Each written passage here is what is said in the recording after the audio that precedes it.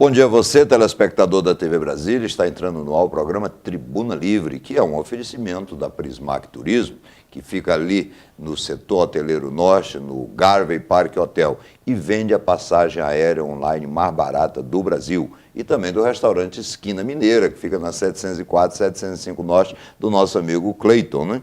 Mas hoje nós vamos começar falando de esportes, né? E para isso contamos aqui na nossa bancada o nosso coordenador de esportes, Simplício Santos, né? E temos um convidado muito especial, nosso amigo Paulo Roberto, inclusive é meu vizinho lá, viu? Mora lá no nosso condomínio, e a gente fica muito seguro, porque ele é o presidente da Federação de Artes Marciais Educativas, não é isso, Paulo? Isso. Seja bem-vindo ao programa. Obrigado, é um prazer estar aqui, sendo recebido aqui pelo Tribuna Livre, né? E vamos bater um papo aqui hoje, falar da nossa arte marcial hoje em Brasília, arte marcial educativa, né? E espero que todos acompanhem, entendam por que esse nome educativo. Nós tínhamos sempre o sonho de trazer um evento aqui para Brasília internacional e conseguimos trazer esse ano, né, foi agora em novembro, o Campeonato Pan-Americano de Artes Marciais. Inicialmente iria ser... Claro que o Brasil foi primeiro colocado, né? Primeiro colocado. Conseguimos ainda mais ainda trazer o evento para o Brasil, em Brasília, e o Brasil se tornar campeão do Pan-Americano. Esse evento ia ser no Rio de Janeiro, né? Mas batalhamos aí com o apoio trazer para Brasília. Conseguimos trazer o GDF apoiou totalmente essa...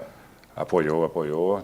Então você, telespectador, que só ouve a gente falar das mazelas do governo, olha, nós estamos agora aqui mostrando que o GDF, nesse caso, apoiou o esporte do Distrito Federal, no que fez muito bem, do que cumpriu sua obrigação, né? Isso é importante a gente ressaltar. Mas teve muito público, como é que foi?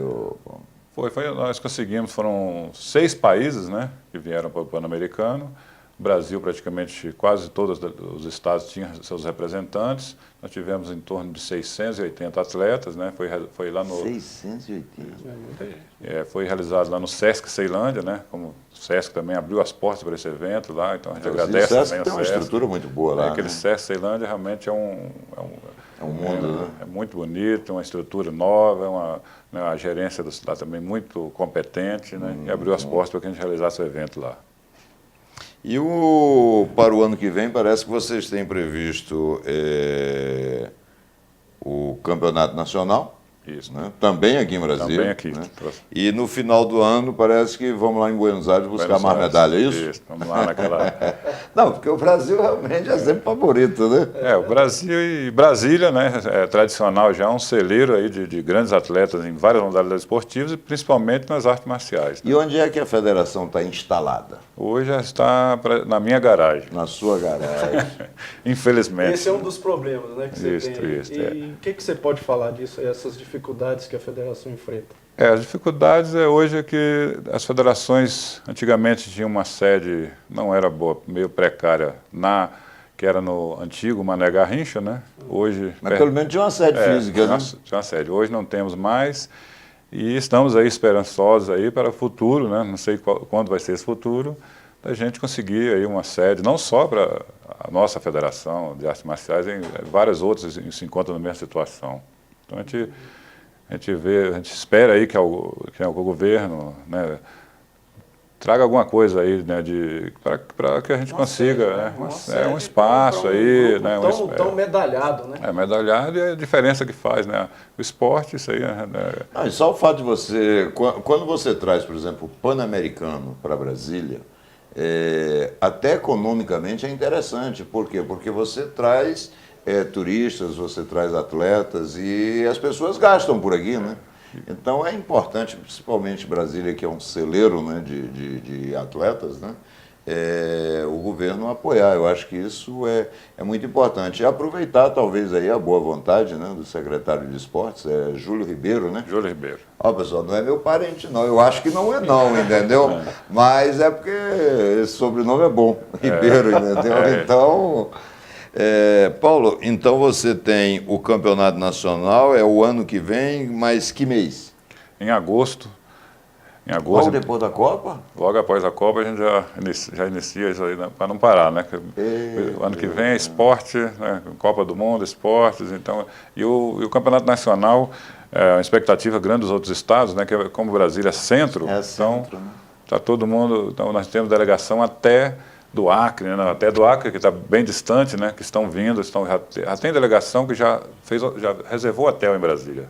Estão tão empolgados que já reservou até o hotel já em Brasília, e estamos aí com a nossa seleção já treinando desde ontem para ver se conseguimos também o título para Brasília, né, nacional. Tá certo, eu quero lhe parabenizar, Paulo, e estou vendo que você trouxe aí uma camisa da federação, mostra aí para o nosso essa é uma camisa oficial. E também diga qual é o seu e-mail, para que a população que desejar, né, o contato, entre em contato, né? Nós temos o nosso site, né, que é o www.famedf-karatedô. Peraí, como é que é? FAMEDF é F-A-M-E-D-F. Tudo junto. Que é a sigla Federação de Artes Marciais Educativas do Distrito Federal. Então, www.famedf-karatedô.com.br. Deu para gravar? Coloca embaixo aí, né? Mas para aí que eu estava esquecendo de perguntar uma coisa. Por que educativa? Federação de Artes Marciais. Educativa por quê? Nós temos uma visão que principalmente a arte marcial, a medalha é muito importante para o atleta, mas nós incentivamos muito o lado educativo da arte marcial e, com a filosofia da arte marcial, a gente tentar contribuir, principalmente para as crianças e adolescentes, esse desempenho deles educacional, acompanhado, paz, isso, né? O autocontrole, né, a disciplina, o resultado é muito positivo. Hoje praticamente a nossa seleção de ponta, todos estão cursando a faculdade e a maioria já estão formados. Muito bem, Paulo, parabéns, viu? E você quer me dar uma camisa? Pode então, dar, viu? Essa é uma lembrança que eu trouxe do nosso Pan-Americano, né? Vamos abrir aqui para o pessoal, né? A camisa oficial do Pan-Americano, que foi... E você trouxe no meu tamanho certo, você viu que é médio, né? E, claro, se fosse para o João Eduardo Zisman seria X, X, X, X, X, Z, Z, Z, né? Mas o nosso não. Legal. Aqui, ó. Então essa foi muito bonita, Campeonato Pan-Americano de Artes Marciais. Parabéns, viu, mano? É uma lembrança aí que com certeza vai... Vamos usar com certeza, viu? Aí. Mas muito obrigado, viu? E você parabéns, vai fazer viu? muito medo, Ribeiro. Vou fazer, não. Os caras, eu já tenho uma cara feia, né? O sujeito me vê com uma camisa de artes marciais, pô, o cara é o Kung Fu aí, já pensou? Entendeu? De repente vai estar deixando um pouquinho de reserva lá do Fluminense, aí vai estar usando essa aí. Eu sabia que ia ter. Mas nós vamos falar sobre o Fluminense já, viu? Bem, muito obrigado, Paulo. E o Tribuna Livre volta já com o Simplício para a gente falar um pouquinho do Fluminense.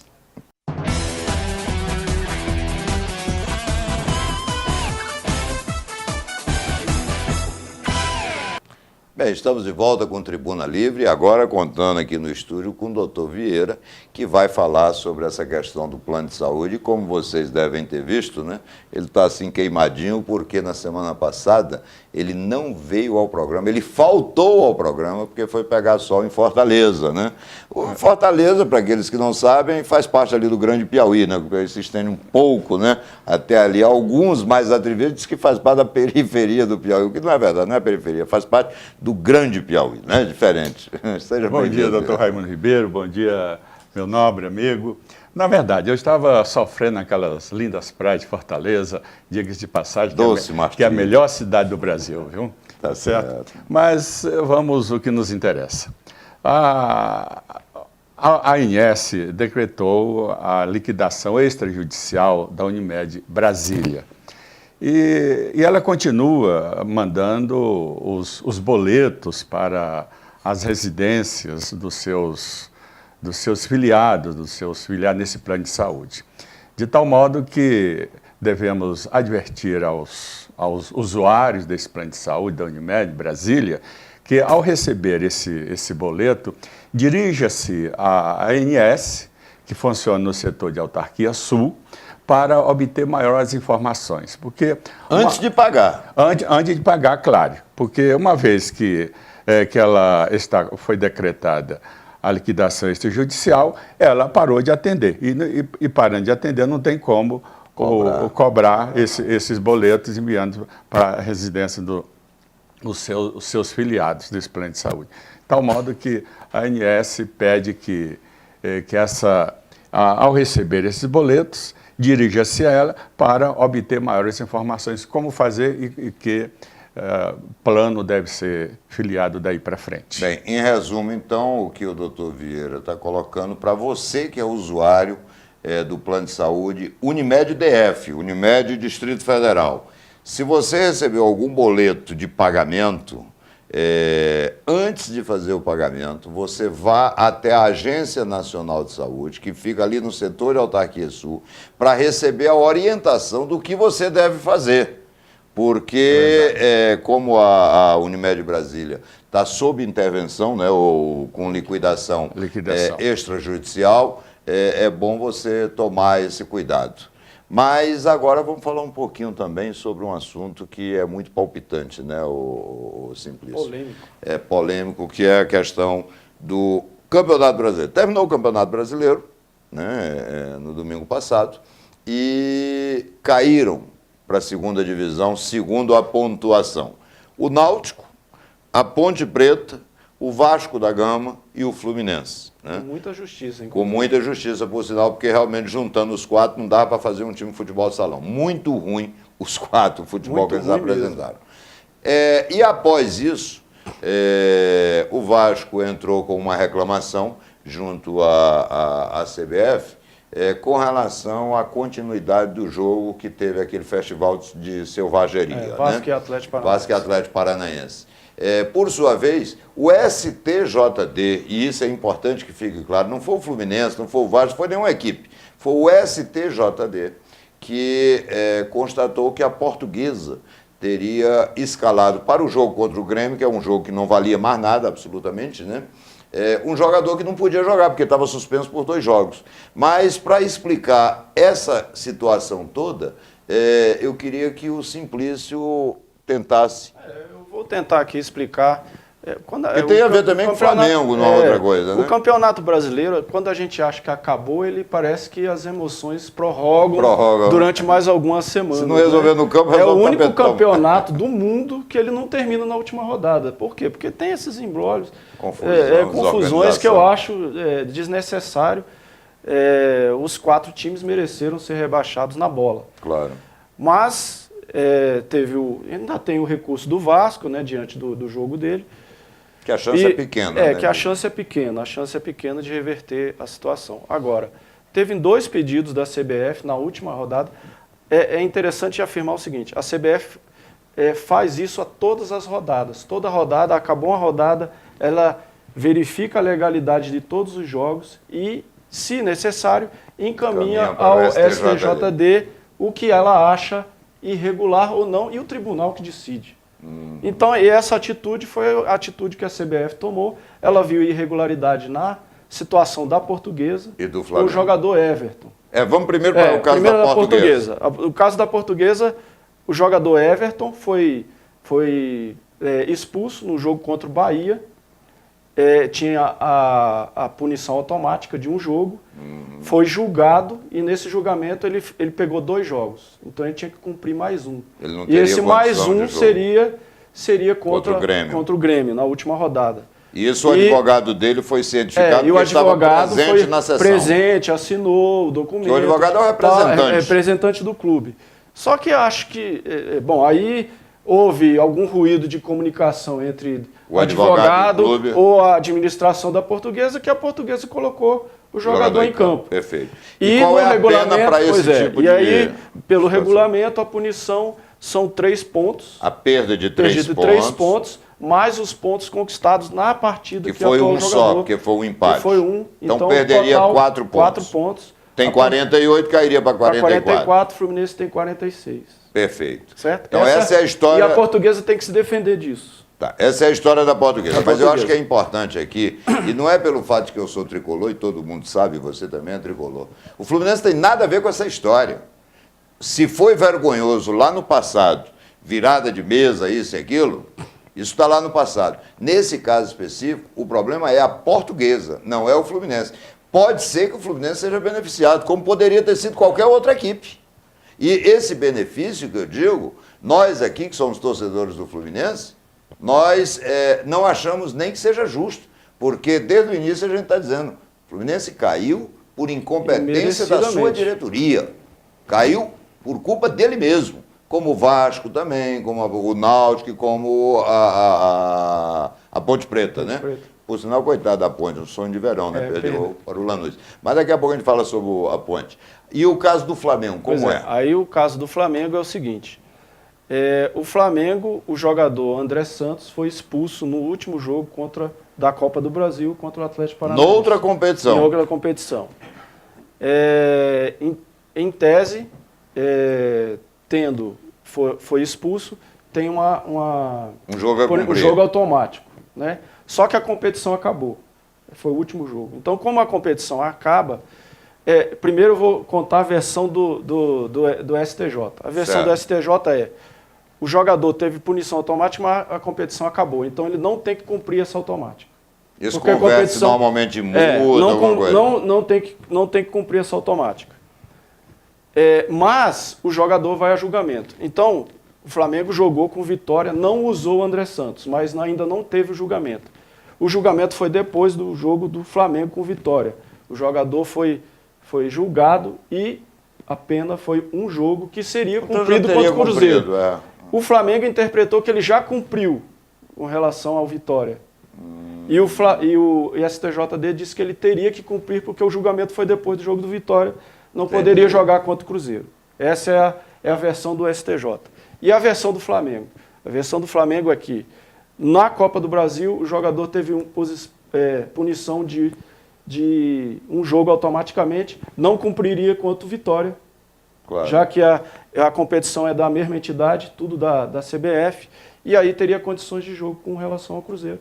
Essa é a discussão da situação do Flamengo. Pelo que eu entendo, a situação da Portuguesa é delicadíssima. A do Flamengo eu até acho que não. Eu acho que o Flamengo disputando uma competição, né, Copa do Brasil é uma coisa, Campeonato Brasileiro é outra, e ainda mais com a agravante de que tinha acabado a Copa do Brasil, quer dizer, se o jogador tivesse alguma punição, quando você acaba uma competição, tem o julgamento. Então ele tem que cumprir uma outra partida. Sim, né? Mas aí então, pode ser no ano que vem, alguma coisa assim. Não sei. Inclusive, um dos argumentos do Flamengo é que ele teria que cumprir, ele poderia cumprir o próximo jogo da Copa do Brasil de 2014. Poderia ser, exatamente. E aí tem os argumentos tem argumentos. Né? Agora, no caso da Portuguesa, é que eu não vejo muita saída, porque, claro, a própria Portuguesa já admite que cometeu o erro, né? E segunda-feira parece que o STJD vai decidir essa questão. Eu não gostaria que a Portuguesa caísse por este motivo. A Portuguesa, por sinal, jogou um futebol melhor do que os que caíram, né? Mas também não se pode simplesmente deixar de cumprir o regulamento. Quer dizer, a gente vive criticando a falta de regulamento. De repente, porque você tem simpatia por A, B ou C deixar de cumprir, vamos esperar para ver. E o Tribuna Livre volta já para a gente poder conversar um pouquinho também sobre política no Distrito Federal.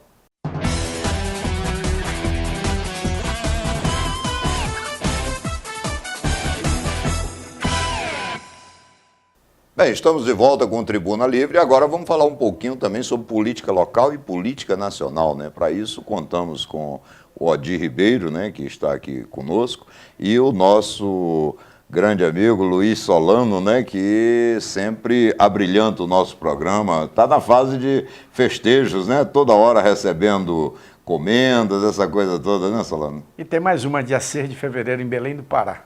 60 anos da Rádio Marajoara, estaremos lá no Teatro da Paz, numa grande festa, comandado pelo Carlos Santos, o rei do carimbó, o rei do brega paraense. Nossa! Tá certo, mas você me parece que tem alguma coisa sobre a questão da nova CAP, né?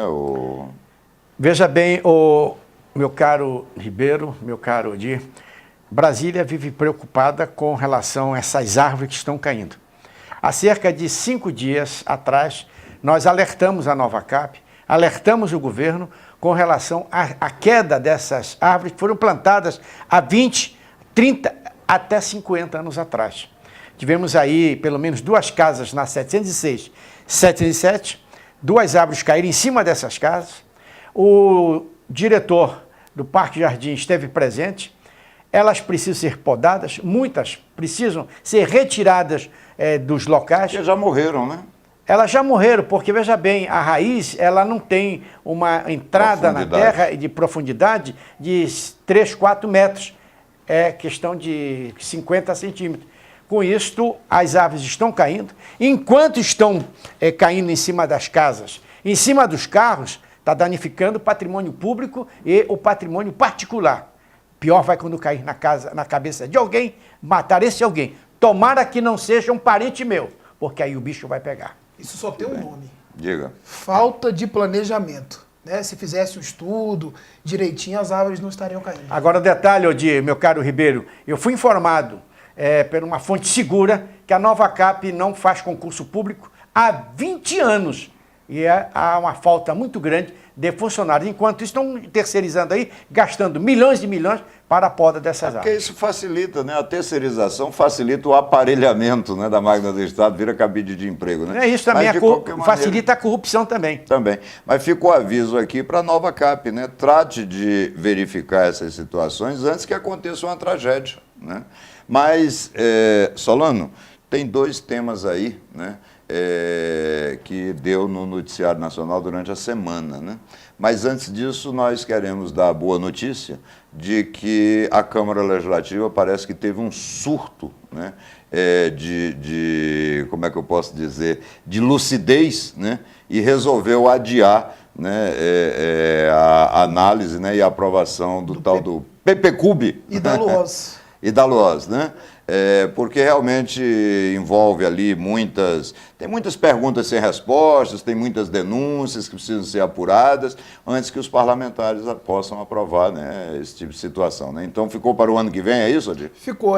Vale ressaltar aí, no caso do PPCub e da LOAS, né, que o que valeu aí foi a mobilização de toda a sociedade organizada, né, a mobilização da internet, as pessoas todas revoltadas com esses planos que a deputada Liliane esteve aqui conosco, falou sobre isso, a Leiliane Rebouças também, né?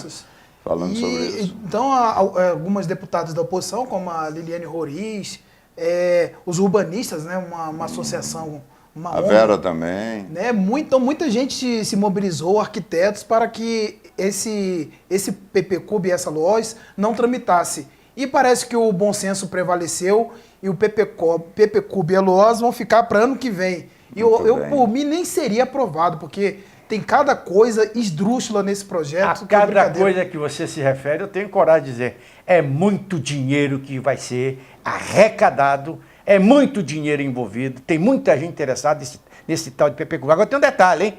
Vou dar um recadinho aqui. Tem um deputado, atual deputado, que tem uma terra, já mandou parcelar esta terra, foi publicado no Diário Oficial do Distrito Federal. Eu tenho o diário na minha casa, tenho os documentos. Portanto, há interesse sobre essa discussão com esse tal de PPCub. E diz mais, eu vou aqui na carona dele, dizem, né, naqueles bastidores ali, que esse LOAS e essa PPCub ia financiar a campanha de muita gente, mas eu paro por aqui. Bem, o importante é que ficou, então, para o ano que vem, foi transferido, né? Mas tem uma manchete da Folha de São Paulo, do dia 10 de dezembro. Queria que você, Jean, dá um close aqui. Veja bem, símbolos da corrupção estão soltos, diz ministro. Veja bem, quem está dizendo é o ministro responsável por fiscalizar as contas do governo, ministro Jorge Age. A quem será que ele está se referindo, hein? E devia falar o nome, devia citar o nome. Né? Não ficar só nisso, porque senão a população brasileira vai dizer, enquanto o Brasil dorme, o Jorge age. Agora tem que se trabalhar nesse sentido aí, de saber quem são esses corruptos que estão roubando o dinheiro do Brasil. Seria importante que o ministro Jorge Age, então, como tem o dever funcional, inclusive, né? De apurar essas coisas, que ele diga, então, quem é que está solto aí, né, e que são símbolos da corrupção. Mas, Ribeiro, não precisa nem, eu não vou aqui ficar citando, mas não precisa nem ser evidente, não precisa ser muito inteligente para saber quem são, né? É verdade. Esses símbolos da corrupção. É olhar o noticiário, Dá uma olhadinha ali no Senado, na Câmara dos Deputados. E aí vai achar, né? Vai Lá achar. na Papuda, tem alguns Entendeu? que estão até na Papuda já. Ah, mas Mas estão olha, presos. esses aí estão presos. Estão Mas presos. olha, nós tivemos um outro tema também que domina o noticiário, né? Que é o livro bomba lançado pelo deputado Romeu Tuma Júnior, né? Ele, nesse livro, faz acusações gravíssimas. Inclusive, uma das mais graves, em que ele relata uma suposta conversa que ele teve com o ministro Gilberto Carvalho acerca da morte do prefeito Celso Daniel, né, em que o ministro Gilberto Carvalho diz o seguinte: não, era só para dar um susto, o sequestro do Celso Daniel era só para dar um susto, infelizmente deu aquilo. Quer dizer, essa é uma denúncia gravíssima e a gente não consegue entender por que o PT está inviabilizando a ida do ministro Gilberto Carvalho ao Congresso Nacional para explicar essa situação. Eu acho que quem não deve, não teme. Tem que, inclusive, ser o primeiro interessado em querer esclarecer esse assunto. Né? Eu li essa matéria de Veja do Romeu Tuma, né? São na Veja do final de semana passada. Final de semana passado. E o que mais me deixou estarrecido foi a fabricação de dossiês contra adversários políticos, inclusive petistas. E que foi copiado aqui no Distrito Federal, né? Aqui também tem uma fábrica, né? Aqui virou farra, né? Financiado, inclusive, com dinheiro público, inclusive, né? Eu não vou citar o nome dele hoje, não. Mas, inclusive, um desses aloprados tá no DefTrans. Um desses aloprados, o fabricante de dossiês, tá lá no DefTrans, que fica fabricando dossiê contra a oposição, às vezes contra Raimundo Ribeiro.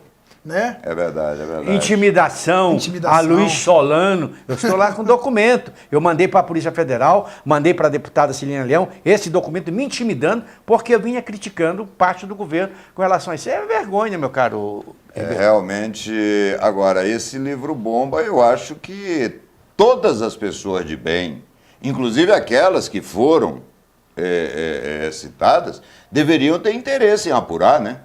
O ministro Gilberto Carvalho, né, eu acho que a melhor postura que ele podia adotar era ele sair lá da sua cadeira, do Palácio do Planalto, e correndo ao Congresso Nacional, sentar ali na frente do jornalista e dizer: eu quero explicar essa situação. Quem não deve, porque se tem uma acusação injusta contra você, irmão, tem uma coisa nessa reportagem aí, a gente tem que ressaltar, que ele falou: se o Lula ou alguém do PT acha que está mentindo, que fale na minha frente. Né?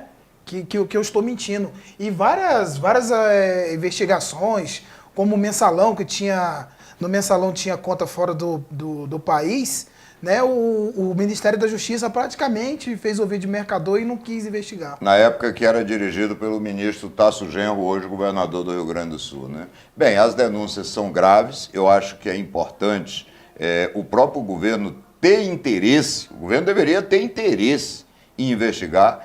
As pessoas que foram denunciadas, se consideram injustiçadas, deveriam ter interesse na investigação, deveriam explicar imediatamente para a população. E eu quero aqui, ao encerrar o programa, lembrar um fato interessante que aconteceu no governo Itamar. Aliás, quero até mandar um abraço para o nosso amigo Henrique Argrives, né? Quando ele era do governo e surgiu uma denúncia contra ele, ninguém precisou instálo, pressioná-lo, coisa nenhuma. Ele próprio pediu para se afastar, para poder se defender. Se afastou, se defendeu, mostrou que eram injustas as acusações, voltou ao governo e é um dos homens que merece o nosso apreço e merece a admiração de toda a população brasileira, né? Mas o nosso programa Tribuna Livre tem pouco tempo, né? Nós só temos meia hora. Então eu quero agradecer meu amigo Luiz Solano, quero agradecer meu amigo Odir Ribeiro por estar aqui conosco. O Joãozinho, como vocês devem ter sentido a ausência dele hoje, está acometido de outra gripe e, como vocês sabem, na idade dele qualquer doença faz mal, né? A doutora Roberta hoje não pôde estar conosco porque está no Rio de Janeiro, né? Doutora Quitéria está em Recife, né? O povo que viaja. Esse povo viaja, não é só a gente que trabalha, né? Mas ainda bem que tem alguém que trabalha nessa cidade, né? E então eu quero agradecer a Prismac Turismos, quero agradecer ao nosso amigo Cleiton lá do Esquina Esquina Mineira. Esquina Mineira, né? Nossos companheiros são nossos anunciantes. E quero, acima de tudo, agradecer a você, telespectador da TV Brasília, pela audiência que nos dá. E, se Deus permitir, sábado que vem estaremos juntos novamente. Até lá.